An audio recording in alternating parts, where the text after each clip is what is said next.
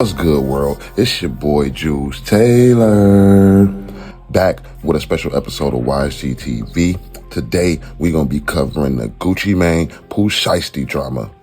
We got some unseen footage. Nobody on the internet has released this footage. We the first one here to break it. Make sure y'all watch the whole video all the way through so y'all can get the backstory for those of you who don't know, and you can also get some details that led up to this. But I ain't gonna hold you like a drunk man do his liquor bottle. Let's get right to the video. First, what kind of deal is this that could have possibly made Pooh Shiesty to these lengths? Holman had turned a contract negotiation into a sign here situation, but the damn pen got a switch on it. Now, this isn't just a simple sign to Gucci Mane situation. It's typically Atlantic Records, 1017 Records, and then the artist.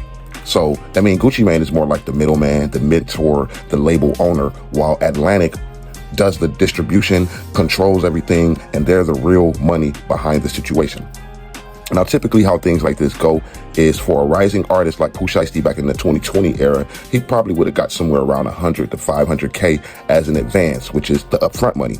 Now, that can increase based on your success and negotiations, but keep in mind, that money is not a gift. It's a loan, and it has to be recouped before the artist sees any real profit. Now, he probably ain't even read the whole contract, but once he seen the payout and the splits, his ass chose violence. Now, the revenue split, which is the part that most people misunderstand. The label most likely scenario is this. The artist royalties fall somewhere between 10 to 20%. The label keeps the other 80 to 90%. So let's say the artist makes about 1 million off a project, or generates 1 million, I should say. He might only see about 100 to 200K of that before recoupment. Come on now, dog. So listen, that wasn't anger. That was financial literacy kicking in too damn late. Now, this is what usually leads artists to feeling stuck, because everything gets charged to the artist out of that 100K to 200K royalty they receive. So they have to pay for studio time, videos, marketing, artist feature, if any, and travel. So until that's paid back, they technically haven't earned anything yet. So that's why an artist can be hot, but still broke. Dude got 10 million streams, still checking his account. Like I'm waiting on this little bread to hit. You know how I go. Now look, the album commitment. Now, although we don't know the exact details of his deal, the typical structure is not in years. It's usually an album deal, 3 to 5 albums. And the labels control when you drop, and the albums must meet certain standards. So, translation, you can't just drop whenever you want to drop, or you can't just leave early. It doesn't work like that. Now, more than likely, I'm gonna say very likely, that he signed a 360 deal. Now, Atlantic is definitely known for 360 deals, meaning they take a cut of the touring, the merch, the brand deals, and the sponsorships. So it's typical cuts range from 10 to 30% of non-music income, meaning, man, artists can be celebrating going platinum. Hey, congratulations on your streams. Here's a direct deposit of $37.19. You thinking you got more coming because you just went platinum, but that's not how it works. So 1017 cut, or Gucci Mane cut, is the part that most people forget, because Gucci Mane more than likely gets paid before Pooh Shiesty does. And then he pays Pooh Shiesty a percentage of what he's made. So that typically can shrink the artist's share even more. Now, the big issue is most likely the labels own the masters.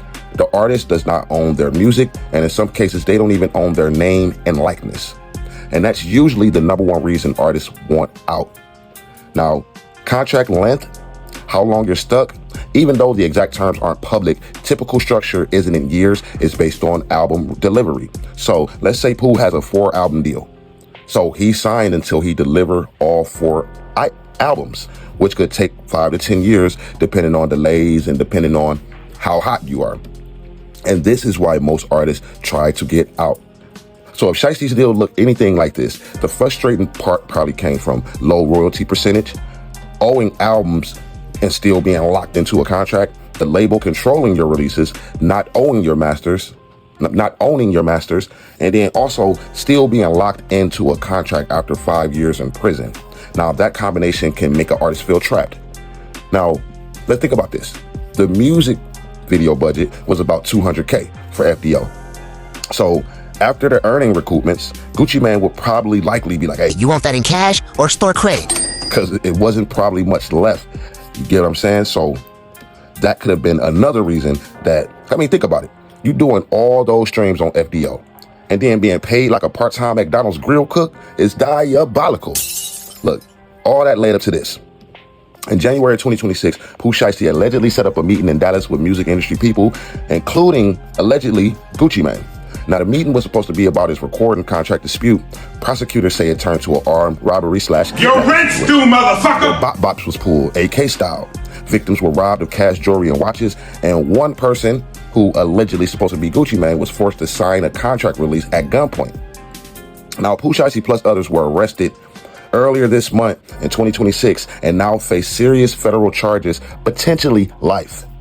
Now, their business relationship before the fallout. Basically, when he signed, Pooh Shiesty was basically back in about April of 2020, 1017 Records, distributed through Atlantic Records, which 1017, everybody knows, is Gucci Mane's record label. Now, this is typically called a joint venture deal, where artists signed to Gucci Mane's label, which is partnered with Atlantic. So basically, the dispute that led to the incident was specifically about him wanting out or wanting to renegotiate the deal. No public verified information on the exact contract length or years, the number of albums owed, or the exact dollar value or percentage of the splits.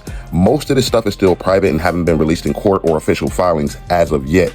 Most people are speculating that it was a 360 deal and Gucci Mane owns a large percentage of Pooh Shiesty's royalties and or masters, and it was typically a 3 to 5 year project. 3 to 5 album project. But none of this is confirmed. I haven't found any credible sources that have reported accurately, so I'm just going to say all that is alleged. All right, so based on reports from what I've been hearing and from what's been reported, Pooh Shiesty was unhappy with his deal and wanted changes or wanted to be out. The meeting was set up to discuss the exact contract terms. Prosecutors say instead it became an attempt to force a release from the contract. Then, the aftermath, the industry reaction, Gucci Mane's diss track. He was basically implying that there was some betrayal there. He had a lyric that basically said, "You're still signing me," suggesting that the contract is still active. The case is still ongoing, and the outcome could affect Pooh Shiesty's freedom and also possibly his contract status later on down the line. So basically, the way I'm looking at it, homie done turned the contract negotiation into a federal case with a damn soundtrack.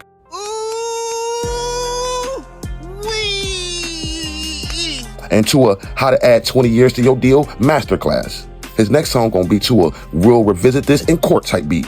So if you're an aspiring artist and you know somebody else who is, look, share this with them, because this is one of the deepest dives on the internet that actually lays out what happened, why it happened, and breaks down typically what artists go through. And that's why they turn to crackheads and scammers once their career is over. Let's just be honest. Now, let me know what y'all would have done in this situation. Would y'all have took Pooh Shiesty's route, or would y'all have tried to figure things out, buy yourself out of the contract, maybe get some lawyers? Because I don't think nothing is worth your freedom. But hey, this is the same dude who had a song with the lyrics, "Get It Back in Blood." So we know what type of timing he on. But hey, to each his own. If going to jail facing life is what being a street dude entails, hey, I guess let me just get my bitch ass off y'all internet. Anyway, thanks for watching. I'm Juice Taylor. Hit that like button, hit that subscribe button. Thanks for watching this special episode of YSG TV. I'm out.